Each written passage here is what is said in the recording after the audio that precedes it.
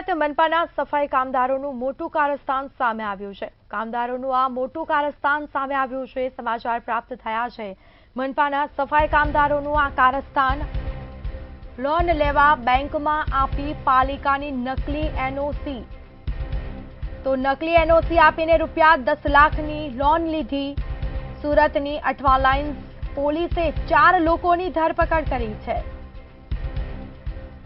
तो बैंक में ऑडिट आवता समग्र मामलो है ते सामे आव्यो छे। आ कारस्थान में बैंकनो मैनेजरनो पण समावेश, जेमां सफाई कर्मी बळवंत नटवर सोलंकी सामे गुनो दाखल करवामां आव्यो छे। सफाई कर्मी सामे फरियाद दाखल थई छे।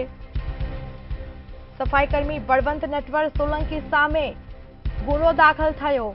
लोन एजंट निलेश उत्तम गोहिल सामे पण गुनो नोंधायो छे। एसबीआई बैंक में मैनेजर कृष्ण कुमार झा सामे पण फरियाद नोंधाई।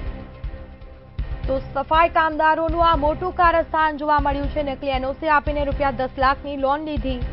पोलीसे 4 लोकोनी धरपकड करी कायदेसरनी कार्यवाही करी छे। सफाई कर्मी बळवंत नटवर सोलंकी सामे गुनो नोंधायो।